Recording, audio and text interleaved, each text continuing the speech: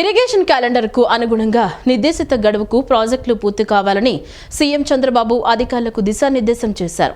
పోలవరం సహా రాష్ట్రంలోని సాగునీటి ప్రాజెక్టులపై ముఖ్యమంత్రి చంద్రబాబు నాయుడు సమీక్ష నిర్వహించారు. సమీక్షకు జలవనరుల శాఖ మంత్రి నిమ్మల రామానాయుడు, సీఎస్ సాయి ప్రసాద్, జలవనరుల శాఖ ఉన్నతాధికారులు హాజరయ్యారు. వాటర్ మేనేజ్మెంట్ లో సాగునీటి సంఘాలతో పాటు ప్రజల భాగస్వామ్యం కూడా తీసుకొచ్చేలా చర్యలు చేపట్టాలని ముఖ్యమంత్రి సూచించారు. భూగర్భ జలాలను సద్వినియోగం చేసుకునేలా స్వల్ప, మధ్య, దీర్ఘకాలిక ప్రణాళికల్ని సిద్ధం చేయాలని సీఎం ఆదేశించారు. ఏపీలో ఆక్వా రైతులు రొయ్యల ఎగుమతుల సంక్షోభంపై కేంద్ర వాణిజ్య పరిశ్రమల శాఖ మంత్రి పీయూష్ గోయల్కు సీఎం చంద్రబాబు లేఖ రాశారు. రొయ్యల ఎగుమతులపై అమెరికా విధిస్తున్న 50% సుంకంతో భారత ఎగుమతులపై 60% పన్ను భారం పడుతోందన్నారు. ఏపీలో అదనపు రీజనల్ ఫిషరీస్ ఇన్స్టిట్యూట్ ఏర్పాటు చేయాలని కోరారు. ఏపీలో ఆక్వా రైతులు రొయ్యల ఎగుమతుల సంక్షోభంపై కేంద్ర వాణిజ్య పరిశ్రమల శాఖ మంత్రి పీయూష్ గోయల్కు సీఎం చంద్రబాబు లేఖ రాశారు. రొయ్యల ఎగుమతులపై అమెరికా విధిస్తున్న 50% సుంకంతో భారత ఎగుమతులపై 60% పన్ను భారం పడుతోందన్నారు. ప్రస్తుతం ఏపీ నుంచి 25,000 కోట్ల రూపాయల ఎగుమతులకు నష్టం వాటిల్లే ప్రమాదం ఉందన్నారు.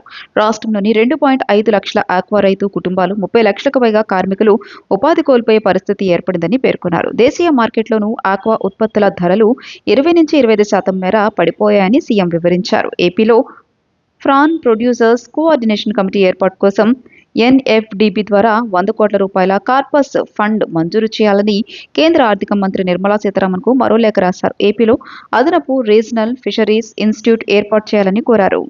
రాష్ట్రంలో పొగాకు రైతుల సమస్యలపై కేంద్ర మంత్రులు నిర్మలా సీతారామన్, పీయూష్ గోయల్కు సీఎం చంద్రబాబు ఆదివారం లేఖలు రాశారు. రాష్ట్రంలోని వర్జనియా పొగాకు రైతులు ఎదుర్కొంటున్న ఇబ్బందులను పేర్కొన్నారు. ఫిబ్రవరి 1 నుంచి సిగరెట్లపై సవరించిన పన్నుల విధానం వల్ల పొగాకు రైతులకు ఇబ్బందులు ఎదురవుతున్నట్లు పేర్కొన్నారు. రాష్ట్రంలో పొగాకు రైతుల సమస్యలపై కేంద్ర మంత్రులు నిర్మలా సీతారామన్, పీయూష్ గోయల్కు సీఎం చంద్రబాబు ఆదివారం లేఖలు రాశారు. గతేడాది వేలంలో కిలో పొగాకు ప్రారంభ ధర 280 రూపాయలు ఉంటే ప్రస్తుతం ఏడాది 250 రూపాయలకి పడిపోయిందన్నారు. పొగాకు కొనుగోలు చేసే కంపెనీలు కొనుగోలు పరిమాణాన్ని తగ్గించుకోవడంతో రైతులకు నష్టం జరుగుతోందన్నారు. అంతర్జాతీయంగా ఏర్పడిన భౌగోళిక, రాజకీయ పరిస్థితుల నేపథ్యంలో ఎగుమతిదారులు కూడా ఇబ్బందులు ఎదుర్కొంటున్నారని చెప్పారు. రాష్ట్రంలో దాదాపు 43,000 మంది రైతులతో పాటు దీనిపై ఆధారపడిన లక్షలాది మంది కార్మికుల జీవనోపాధి ప్రమాదంలో పడింది అని లేఖలో పేర్కొన్నారు. తిరుమల శ్రీవారిని హోంమంత్రి అనిత దర్శించుకున్నారు. వీఐపీ ప్రారంభ విరామ దర్శన సమయంలో అనిత స్వామివారి సేవలో పాల్గొన్నారు. అనంతరం కుటుంబ సభ్యులతో కలిసి ఆలయం లోపలికి వెళ్లిన అనిత స్వామివారిని దర్శించుకుని మొక్కులు చెల్లించుకున్నారు. రాష్ట్రాన్ని అభివృద్ధి పదంలో నడిపిస్తున్న సీఎం చంద్రబాబుకు మరింత శక్తినివ్వాలని కోరుకున్నట్టు అనిత చెప్పారు. తిరుమల శ్రీవారిని కేంద్ర హోంమంత్రి అనిత దర్శించుకున్నారు. వీఐపీ ప్రారంభ విరామ దర్శన సమయంలో అనిత స్వామివారి సేవలో పాల్గొన్నారు. ముందుగా టీటీడీ అధికారులు అనితకు స్వాగతం పలికి దర్శన ఏర్పాట్లు చేశారు. అనంతరం కుటుంబ సభ్యులతో కలిసి ఆలయం లోపలికి వెళ్లిన అనిత స్వామివారిని దర్శించుకుని మొక్కులు చెల్లించుకున్నారు. రాష్ట్రాన్ని అభివృద్ధి పథంలో నడిపిస్తున్న సీఎం చంద్రబాబుకు మరింత శక్తినివ్వాలని కోరుకున్నట్లు అనిత చెప్పారు. వెంకటేశ్వర స్వామి ఆశీర్వాదం రాష్ట్ర ప్రజలందరిపైన, తెలుగు ప్రజలందరిపైన ఉండాలని మనస్ఫూర్తిగా కోరుకున్నట్లు తెలియజేశారు. ఆ దేవదేవుని కుటుంబం సమేతంగా దర్శనం చేసుకోవడం పూర్వజన్మ సుకృతమని అన్నారు. అభివృద్ధి పథంలో దూసుకు వెళ్తున్న ఈ రాష్ట్రానికి, రాష్ట్ర ముఖ్యమంత్రికి మరింత శక్తినివ్వాలని ప్రార్థించానన్నారు. రాష్ట్ర అభివృద్ధికి, సంక్షేమానికి తోడ్పడుతున్న ఉప ముఖ్యమంత్రి పవన్ కళ్యాణ్ కు, ప్రధాని నరేంద్ర మోదీకి స్వామి ఆశీర్వాదం ఉండాలని కోరుకున్నట్లు తెలిపారు. తిరుమల కొండపై కూడా భద్రతా పరంగా అన్ని చర్యలు తీసుకుంటున్నామని, భక్తుల భద్రతే ధ్యేయంగా ముందుకు వెళ్తున్నామని అన్నారు. భక్తుల భద్రతలో ఎటువంటి రాజీ లేకుండా చూసుకుంటున్నామని తెలియజేశారు. ఈరోజు ఆ దేవదేవుని దర్శనం నా కుటుంబ సమేతంగా చేసుకోవడం అనేది నిజంగా పూర్వజన్మ సుకృతం. ఈరోజు ఆ దేవదేవుని సన్నిధిలో ఈరోజు రాష్ట్రం అంతా బాగుపడాలి. ఎస్పెషల్లీ ఈరోజు అభివృద్ధి పదంలో ముందుకు దూసుకెళ్తున్న ఈ రాష్ట్రానికి, రాష్ట్ర ముఖ్యమంత్రి గారికి మరింత శక్తినివ్వాలని భగవంతుని ప్రార్థించాం.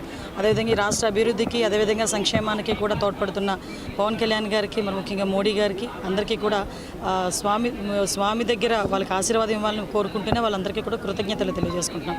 ముఖ్యంగా ఈరోజు మీ అందరికీ తెలుసు, తిరుమల కొండ మీద కూడా భద్రతా వ్యవహారాల్లోని కానీ ఎక్కడ కూడా ఎటువంటి ఇబ్బంది లేకుండా వచ్చిన భక్తులు వాళ్ళ భద్రత మా ధ్యేయంగా కూడా మేము పనిచేయడం కూడా జరుగుతుంది. దానిలో భాగంగానే నిన్న కూడా అఫీషియల్స్ అందరితో కూడా మాట్లాడడం జరిగింది. ఈరోజు తిరుమలలో కూడా ఎక్కడ కూడా ఎటువంటి భద్రతాపరమైన చర్యల్లో కూడా ఎటువంటి రాజీ లేకుండా ఈరోజు మేము అందరం కూడా చూసుకుంటాం. దేశ ఇరిగేషన్ రంగంలో డాక్టర్ కేఎల్ రావు చేసిన సేవలు చిరస్మరణీయమని జలవనరుల శాఖ మంత్రి నిమ్మల రామానాయుడు అన్నారు.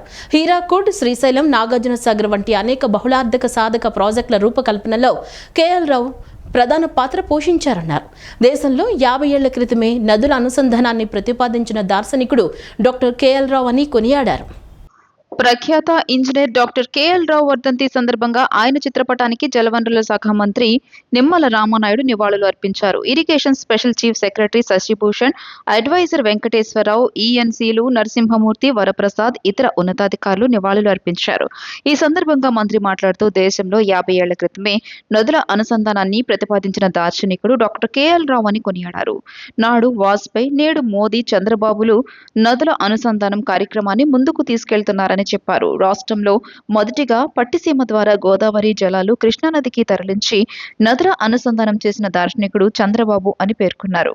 1300 కోట్లతో పట్టిసీమ నిర్మిస్తే 50,000 కోట్ల ఆదాయం తీసుకొచ్చిందని అన్నారు. గత పాలనలో విధ్వంసమైన పోలవరం ప్రాజెక్టును గాడిలో పెట్టి పుష్కరాల నాటికి పూర్తి చేసే లక్ష్యంతో పనిచేస్తున్నామన్నారు.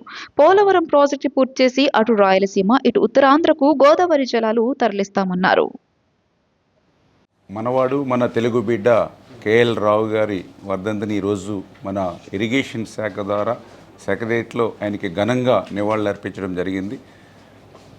కేఎల్ రావు గారు మనందరికీ కూడా ఒక స్ఫూర్తి, ఒక ఆదర్శనీయం.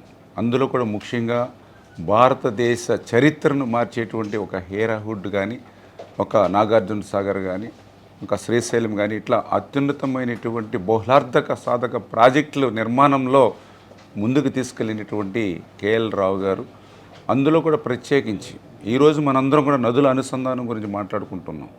కానీ ఆయన అప్పట్లోనే భారతదేశంలో ఉన్నటువంటి కరువు కాటకాలు పోవాలి అని అంటే గంగానది, మహానది, గోదావరి, కృష్ణ, కావేరి అంటే ఒక గార్లెండింగ్ ఆఫ్ రివర్స్ అనేది, నదుల అనుసంధానం అనేది ఆ రోజు మన తెలుగు బిడ్డ కేఎల్ రావు గారు ప్రతిపాదించారు అని అంటే అందుకే ఆయన మనకు ఒక స్ఫూర్తి, ఒక ఆదర్శనీయం అని చెప్పి తెలియజేసుకుంటూ, అటువంటి కేఎల్ రావు గారి స్ఫూర్తిని ఆ రోజు వాజ్పేయి గారు, మరి ఈరోజు నరేంద్ర మోడీ గారు, అందులో ముఖ్యంగా మన రాష్ట్ర ముఖ్యమంత్రి చంద్రబాబు నాయుడు గారు ఆ కేఎల్ రావు గారు అందించినటువంటి నదుల అనుసంధానాన్ని దృష్టిలో పెట్టి ఆ రోజు గోదావరి నుంచి కృష్ణాకి పట్టిసీమ ద్వారా మరి అనుసంధానం చేయడం ద్వారా 1300 కోట్ల రూపాయలు పట్టిసీమకు వెచ్చిస్తే ఈరోజు 5 సంవత్సరాల్లోనే 50,000 కోట్ల రూపాయలు సంపదను సృష్టించినటువంటి పరిస్థితి మనం పట్టిసీమ ద్వారా చూసాం.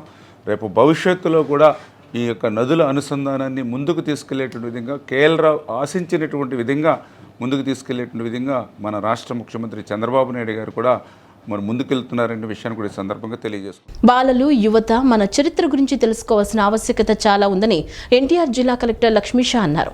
మన చరిత్ర, సంస్కృతి, సంప్రదాయాలు, మ్యూజియంలు, అందులో ఉన్న పురాతన వస్తువుల గురించి భావితరాలకు తెలియచేయాలనే ఉద్దేశంతో అంతర్జాతీయ మ్యూజియం డే సందర్భంగా నగరంలోని ప్రత్యేక కార్యక్రమాలు నిర్వహిస్తున్నామని తెలిపారు. భవిష్యత్తును ఎలా తీర్చిదిద్దుకోవాలి, భవిష్యత్తులో ఎలా అభివృద్ధి చెందాలి, వికసిత్ ఆంధ్రప్రదేశ్కు ఇటువంటి కార్యక్రమాలు తోడ్పడతాయని చెప్పారు.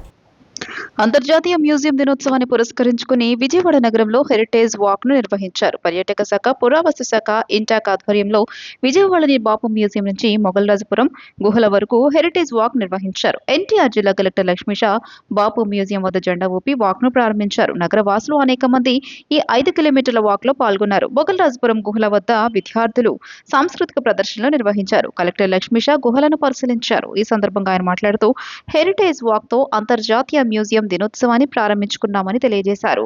ఈ రోజంతా వివిధ రకాల కార్యక్రమాలను ఏర్పాటు చేశామన్నారు. బాపు మ్యూజియంలో కల్చరల్ ఓపెనింగ్ తో ప్రారంభమై మ్యూజియంస్ ఇన్ ది మోడర్న్ డేపై ప్రత్యేక చర్యలు, guided museum tour, Vijayawada heritage quiz, దేశభక్తిని పెంపొందించేలా మ్యూజియంల విశిష్టతను చాటి చెప్పేలా లేజర్ షో వంటి కార్యక్రమాలు ఉంటాయన్నారు. హెరిటేజ్ ఫోటోగ్రఫీ, హంట్, పెయింటింగ్ పోటీలతో పాటు సాంస్కృతిక కార్యక్రమాలను ఏర్పాటు చేసినట్లు వివరించారు. వివిధ పోటీల్లో విజేతలకు బహుమతుల ప్రదానంతో పాటు సత్కరించనున్నట్లు తెలియజేశారు. సాయంత్రం ఇందిరాగాంధీ మున్సిపల్ మైదానంలో జరిగే రూట్స్ రీలోడెడ్ కార్యక్రమంలో భాగంగా ప్రముఖ గాయని గీతామాధురి బృందంతో పాటు band Sehari live musical concert ఉంటుందని వెల్లడించారు. అనుభవజ్ఞులు, యువత, విద్యార్థులు, వివిధ సంస్థల జర్నలిస్టులు ఇలా ప్రతి ఒక్కరూ కార్యక్రమాల్లో భాగస్వాములై విజయవంతం చేయాలని కోరారు.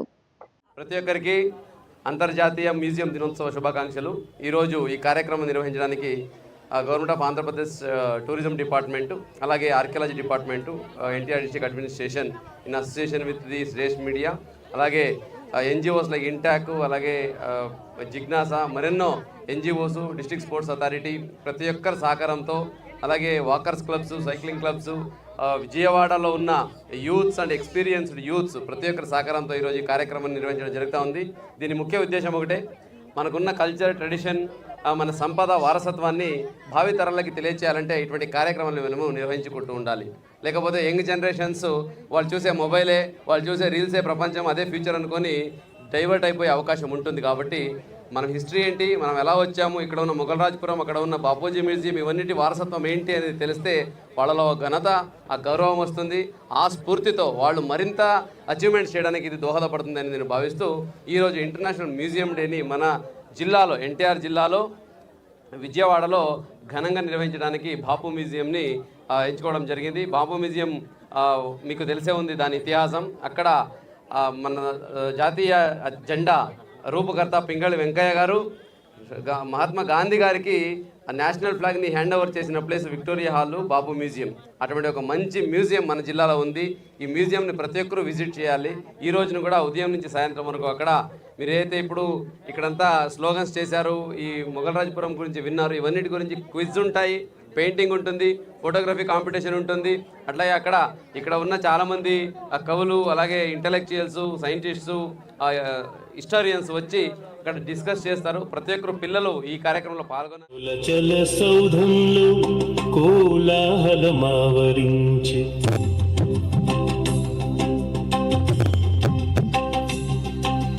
సహ్యాద్రుల కొమ్ములపై దావాగ్నులు ప్రజ్వరిల్లే, బిడ్డజాడ కానరాక కలవరపడే కొండరాజు, బిడ్డజాడ కానరాక కలవరపడే కొండరాజు, నిన్ను ఎత్తు శిఖరమ్మై మూడు దిక్కులు వెదికే, తూర్పు ప్రాకారంలో చిట్ట చివరి కాకిలి, తూర్పు ప్రాకారంలో చిట్ట చివరి కాకిలి, మహాపుణ్యక్షేత్రం వేదాభద్ర కటకం, ప్రధానమంత్రి నరేంద్ర మోడీ, ముఖ్యమంత్రి నారా చంద్రబాబు నాయుడు పిలుపు మేరకు ఇంధన పొదుపు చర్యలు చేపట్టామని Krishna milk union chairman Chalasani Anjaneyulu తెలిపారు. భవిష్యత్ అవసరాల దృష్ట్యా Krishna milk union sales team కూడా వారానికి ఒకరోజు విజయవాడ నగరం అంతా కూడా సైకిల్ మీదే విధులు నిర్వహిస్తారన్నారు. తమ అధికారులతో సహా ఇతర విభాగాల సిబ్బంది వారంలో ఒకరోజు సైకిల్ లేదా షేర్ ఆటోలో కార్యాలయానికి రావాలన్నారు. Krishna milk union chairman Chalasani ఆంజనేయుల ఆధ్వర్యంలో ఇంధన పొదుపు చర్యలపై అవగాహన కల్పిస్తూ సైకిల్ ర్యాలీని నిర్వహించారు. చైర్మన్ చలసాని ఆంజనేయులు సంస్థ ఉద్యోగులు సైకిల్ తొక్కుతూ ప్రజల్లో అవగాహన కల్పించారు. ఈ సందర్భంగా ఆయన మాట్లాడుతూ కృష్ణా మిల్క్ యూనియన్ 1,50,000 కుటుంబాల రైతు సంస్థ అని అన్నారు. సైకిల్ తొక్కడం ద్వారా ప్రతి ఒక్కరికి ఆరోగ్యం లభిస్తోందన్నారు. భవిష్యత్తు అవసరాల దృష్ట్యా Krishna milk union sales team కూడా వారానికి ఒకరోజు విజయవాడ నగరం అంతా కూడా సైకిల్ మీదే విధులు నిర్వహిస్తారన్నారు. తమ అధికారులతో సహా ఇతర విభాగాల సిబ్బంది వారంలో ఒకరోజు సైకిల్ లేదా షేర్ ఆటోలో కార్యాలయాలకి రావాలన్నారు. ప్రతి ఒక్కరూ ఈ ఇంధన పొదుపు చర్యల్లో బాధ్యతతో భాగస్వామ్యం కావాలన్నారు. రైతులకు కూడా ఆ రకంగానే మేము విజ్ఞప్తి చేస్తున్నామన్నారు. వారానికి ఒకరోజు వారి అవసరాలకు, వారి పరిస్థితులకు తగ్గట్లుగా ఖచ్చితంగా ఒక రోజున ఇంధన రహితమైనటువంటి ప్రయాణాన్ని కొనసాగించాలని విజ్ఞప్తి చేశారు. కృష్ణా జిల్లా ఉయ్యూరులో దారుణం జరిగింది. కాటూరు రోడ్డులో భార్యపై భర్త హత్యాయత్నానికి పాల్పడ్డాడు. నడి రోడ్డుపై ఆమె తలపై బండరాయితో దాడి చేశాడు. దీంతో ఆమె రక్తం మడుగులో అక్కడికక్కడే కుప్పకూలిపోయింది. స్థానికులు వెంటనే స్పందించి భర్తను గట్టిగా పట్టుకుని ఉయ్యూరు పోలీసులకు సమాచారం అందించారు. పోలీసులు ఘటనా స్థలానికి చేరుకుని బాధితురాలు పుష్పవతిని హుటాహుటిన సమీపంలోని ఆసుపత్రికి తరలించారు. ఆమె పరిస్థితి విషమంగా ఉందని వైద్యులు వెల్లడించడంతో ఆమెను మెరుగైన వైద్య చికిత్స కోసం విజయవాడ ప్రభుత్వ ఆసుపత్రికి తరలించారు. ఆమె భర్త సాంబయ్యను పోలీసులు అదుపులోకి తీసుకుని ఉయ్యూరు పోలీస్ స్టేషన్కు తరలించి అరెస్టు చేశారు. ఓ వ్యక్తి తన భార్యపై విచక్షణ రహితంగా హత్యాయత్నానికి పాల్పడిన ఘటన ఆదివారం ఉదయం స్థానిక కాటూరు రోడ్డులో ఇండియన్ బ్యాంక్ సమీపంలో చోటు చేసుకుంది. ఉయ్యూరు పట్టణ పోలీసులు తెలిపిన వివరాల మేరకు పట్టణానికి చెందిన బి పుష్పవతి తన భర్త బి సాంబశివరావుతో మనస్పర్ధల నేపథ్యంలో కొంతకాలం నుంచి కాటూరు రోడ్లోని పలు ఇళ్లలో పనులు చేసుకుంటూ పిల్లలతో కలిసి విడిగా జీవనం సాగిస్తున్నారు. అయినా కూడా ఆమెతో నిత్యం భర్త గొడవ పెట్టుకుంటుండేవాడు. ఈ క్రమంలో ఆదివారం వేకువజామున 5 గంటలకు ఆమె పనిలోకి వచ్చే సమయంలో కాపు కాసి దాడి చేసి తీవ్రంగా గాయపరిచాడు. రక్తం మడుగులో ఉన్న ఆమెను స్థానికులు 108 ద్వారా ఉయ్యూరు ప్రభుత్వ వైద్యశాలకు తరలించారు. అనంతరం మెరుగైన వైద్యం కోసం విజయవాడకు తీసుకెళ్లారు. కేసు నమోదు చేసిన పోలీసులు నిందితుడు సాంబయ్యను అరెస్టు చేశారు. ఈ సందర్భంగా సిఐ రామారావు మాట్లాడుతూ, భర్త క్రూరంగా తన భార్యపై దాడి చేసి హత్యాయత్నానికి పాల్పడుతున్న ఆ పరిసరాల్లోని జనం ఆ ఘటనను అడ్డుకోకపోగా వీడియోలు తీయడం హేయమైన చర్య అన్నారు. దాడికి పాల్పడుతున్న వ్యక్తి చేతిలో మారణాయుధం కూడా లేకున్నా కనీసం అతడిని ఆపే ప్రయత్నం చేసి పోలీసులకు సమాచారం ఇచ్చే బాధ్యత తీసుకోవాలని గుర్తు చేశారు. ప్రజలు కొన్ని క్లిష్ట పరిస్థితుల్లో ఎదుటివారి పట్ల మానవత్వంతో వ్యవహరిస్తే బాగుంటుందని, ఏం జరిగినా మాకెందుకులే అని అనుకోవడం సరైన పద్ధతి కాదన్నారు. నిన్న ఉయ్యూరులోని కాటూరు రోడ్లో ఒక మహిళపై హత్యాయత్నం కేసులో ఆమె భర్త బాధితురాలు బొర్రా పుష్పావతి ఆవిడ భర్త అయినటువంటి బొర్రా సాంబయ్యను ఈరోజు అరెస్ట్ చేయడం జరిగింది. వీళ్ళిద్దరికీ 15 సంవత్సరాల క్రితం వివాహం జరిగింది. వీళ్ళిద్దరికీ 2 మగపిల్లలు ఉన్నారు. కలహాల నేపథ్యంలో 5 సంవత్సరాల నుంచి వీళ్ళిద్దరూ వేరుగా ఉంటున్నారు. గతంలో కూడా వీళ్ళ మీద ఒక కేసు, వీళ్ళ మీద భార్య పెట్టిన కేసు నమోదై ఉంది. అది కోర్టులో పెండింగ్లో ఉంది. మళ్ళీ విజయన్ ఇతను వెంటపడుతూ వేధిస్తూ ఉంటాడు. ఆ క్రమంలోనే నిన్న దాడి కాచి ఉదయం 4:30-5 గంటల సమయంలో ఆవిడ మీద దాడి చేయడం జరిగింది. దాడి చేసే క్రమంలో ముఖ్యంగా చెప్పుకోవాల్సిన విషయం ఏంటంటే, చాలామంది వ్యక్తులు అటు ఇటు వెళ్తూ ఆగి చూశారు, కానీ ఎవ్వరూ కూడా ఆవిడని కాపాడటానికి కానీ ముద్దాయిని ఆపడానికి కానీ ప్రయత్నించలేదు. ఇది చాలా అమానవీయమైన విషయం ఇది. అటువంటి సంఘటన జరిగినప్పుడు వెంటనే పోలీసులకు ఫోన్ చేయడం, గట్టిగా కేకలు వేసి అందరినీ పోగు చేసి ముద్దాయిని అక్కడి నుంచి తరిమేయటం, బాధితులను తప్పించడం లాంటివి చేయాలి. అటువంటి పనులేమీ చేయలేదు. మాకు వచ్చిన సమాచారం మేరకు వెంటనే మేము సీన్కి వెళ్ళి బాధితులను రక్షించి హాస్పిటల్లో జాయిన్ చేయడం జరిగింది. ఆమె ప్రస్తుతం విజయవాడ గవర్నమెంట్ హాస్పిటల్ చికిత్స కోరుకుంటుంది. ప్రజలకు నేను చెప్పేది ఒకటే, ఇటువంటి సంఘటన జరిగినప్పుడు ఏమాత్రం భయపడకుండా బాధితులను రక్షించి పనులు చేయాలి. అలాగే పోలీసులకు సమాచారం ఇవ్వాలి. అలాగే అంబులెన్స్కి ఫోన్ చేసి గాయపడిన వాడిని హాస్పిటల్కి తరలించాలి. పోలీసులు పిలుస్తారు, కోర్టులో సాక్ష్యం చెప్పాల్సి ఉంటుంది. ఇటువంటి అనవసర భయాలని అనేవి పెట్టుకోకూడదని చెప్పి మేము విజ్ఞప్తి చేస్తున్నాం. విజయవాడ నగరపాలక సంస్థలో డివిజన్ల పునర్విభజనకు సంబంధించిన ముసాయిదా ప్రతిపాదన సిద్ధమైంది. ప్రస్తుతం ఉన్న 64 డివిజన్లను ప్రభుత్వం సూచించిన నిబంధనల మేరకు 86కు పెంచుతూ సరిహద్దుల విభజన పూర్తయింది. నగరపాలక సంస్థ ప్రణాళిక విభాగం అధికారులు డివిజన్ల సంఖ్యను పెంచే ప్రక్రియకు సంబంధించిన డ్రాఫ్ట్ను నెల రోజుల కిందటే సిద్ధం చేశారు. అనంతరం నగరంలోని ప్రజా ప్రతినిధుల సూచనలు సైతం పరిగణలోకి తీసుకుని ముసాయిదా ప్రతిపాదనలు రూపొందించారు. విజయవాడలోని కలెక్టర్, జేసీ, సబ్ కలెక్టర్, తహసీల్దార్ కార్యాలయాలు, 3 సర్కిళ్లు, నగరపాలక సంస్థ కార్యాలయాల్లో ఈ ప్రతిపాదనల్ని సోమవారం నుంచి ప్రదర్శించనున్నారు. నేటి నుంచి 24వ తేదీ వరకు ప్రజల నుంచి అభ్యంతరాలు స్వీకరిస్తారు. విజయవాడ నగరపాలక సంస్థలో డివిజన్ల పునర్విభజనకు సంబంధించిన ముసాయిదా ప్రతిపాదన సిద్ధమైంది. ప్రస్తుతం ఉన్న 64 డివిజన్లను ప్రభుత్వం సూచించిన నిబంధనల మేరకు 86కు పెంచుతూ సరిహద్దుల విభజన పూర్తయింది. వారం రోజులు ప్రజల నుంచి అభ్యంతరాలు స్వీకరించిన తర్వాత వాటిని వారం రోజులు స్క్రూటీని చేస్తారు. ఆ తర్వాత మార్పులు చేర్పులు చేసి ఫైనల్ డ్రాఫ్ట్ను ప్రభుత్వానికి పంపించనున్నారు. కొత్తగా విభజించిన 86 డివిజన్లోనూ ఒక్కో దాని పరిధిలో కనీసం 8,500 నుండి 10,500 మధ్యలో ఓటర్లు ఉండబోతున్నారు. దీనికి తగ్గట్లుగా ప్రస్తుతం ఉన్న పెద్ద డివిజన్లను విభజించారు. నగరంలో కొత్తగా మరో 22 డివిజన్లు ఏర్పడబోతున్నాయి. దీనికి తగ్గట్టుగా కొత్త సరిహద్దులను ఏర్పాటు చేశారు. నగరంలోని విజయవాడ పశ్చిమ నియోజకవర్గం సర్కిల్ 01గా ఉంటుంది. దీని పరిధిలో 22 డివిజన్లుంటే మరో 6 పెరగబోతున్నాయి. మొత్తం 28 డివిజన్లు అవుతాయి. తూర్పు నియోజకవర్గం సర్కిల్ 2గా ఉంటుంది. 21 డివిజన్లు ప్రస్తుతం ఉండగా కొత్తగా 8 పెరగబోతున్నాయి. మొత్తం కలిపి డివిజన్ల సంఖ్య 29కి పెరగబోతుంది. మధ్య నియోజకవర్గం సర్కిల్ 3గా ఉంటుంది. ఇక్కడ ప్రస్తుతం 21 డివిజన్లున్నాయి. కొత్తగా మరో 8 పెరిగి 29 అవ్వబోతున్నాయి. విజయవాడలోని కలెక్టర్, జేసీ, సబ్ కలెక్టర్, తహసీల్దార్ కార్యాలయాలు, 3 సర్కిళ్లు, నగరపాలక సంస్థ కార్యాలయాల్లో ఈ ప్రతిపాదనలను సోమవారం నుంచి ప్రదర్శించనున్నారు. మే 18 నుంచి 24 వరకు ప్రజల నుంచి అభ్యంతరాలు స్వీకరిస్తారు. అనంతరం నిబంధనలకు అనుగుణంగా ఉండే సూచనలు, అభ్యంతరాలను పరిగణలోకి తీసుకుని సవరణలు చేస్తారు. కేంద్రం పర్యావరణ హిత సుస్థిర పట్టణ ప్రజా రవాణాను ప్రోత్సహించేందుకు పీఎం ఈ బస్ సేవా పథకాన్ని ప్రవేశపెట్టినట్లు ఆర్టీసీ ప్రకటించింది. ఈ పథకం కింద దేశంలో 10,000 విద్యుత్ బస్సులను ప్రవేశపెడుతోందని, అందులో రాష్ట్రానికి 750 కేటాయించిందన్నారు. నిబంధనల ప్రకారం ఈ బస్సులను గ్రాస్ కాస్ట్ కాంట్రాక్ట్ విధానంలో నడిపించాలని, దీని కింద బస్సుల నిర్వహణ ఆపరేటర్లకు అప్పగించిన రూట్లు, ఛార్జీలు, ప్రజాసేవలను ఆర్టీసీ పర్యవేక్షిస్తుందన్నారు. విద్యుత్ బస్సులు ప్రవేశపెట్టడం ద్వారా సంస్థను ప్రైవేటీకరిస్తున్నారంటూ వస్తున్న వార్తలు వాస్తవం కాదని పేర్కొన్నారు. విద్యుత్ బస్సులు ప్రవేశపెట్టడం ద్వారా సంస్థను ప్రైవేటీకరిస్తున్నారంటూ వస్తున్న వార్తలు వాస్తవం కాదని ఆర్టీసీ ఒక ప్రకటనలో స్పష్టం చేసింది.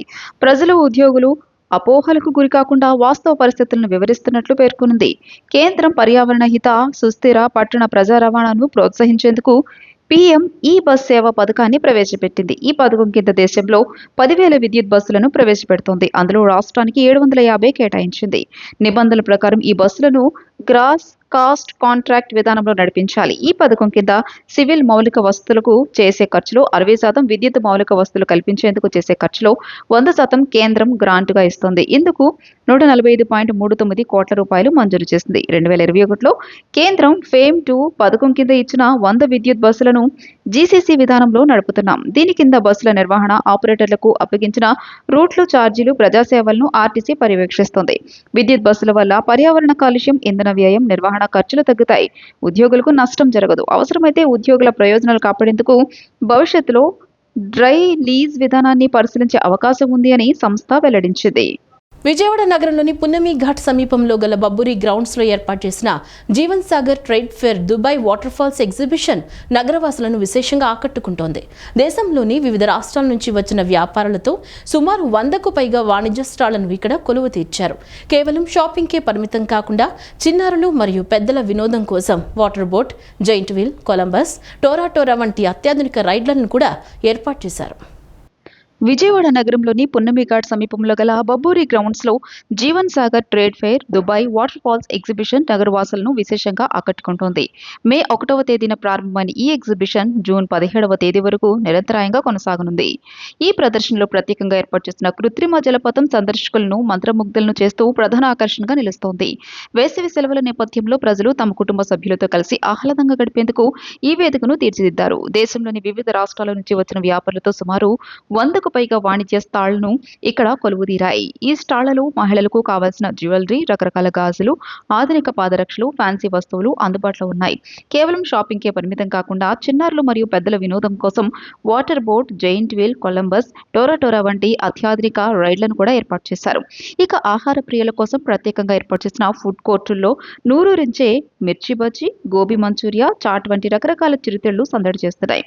ఎండవేడి నుంచి ఉపశమనం పొందుతూ సాయంత్రం వేళల్లో వినోదాన్ని ఆస్వాదించాలనుకునే నగరవాసులకు ఈ దుబాయ్ వాటర్ ఫాల్స్ ఎగ్జిబిషన్ ఒక చక్కని వేదికగా మారింది. జూన్ మధ్య వరకు అందుబాటులో ఉండే ఈ ప్రదర్శనను ప్రజలందరూ సందర్శించి వేసవిని ఆనందంగా గడపాలని నిర్వాహకులు కోరుతున్నారు. ఈ వార్తలు ఇంతటితో సమాప్తం. నమస్కారం.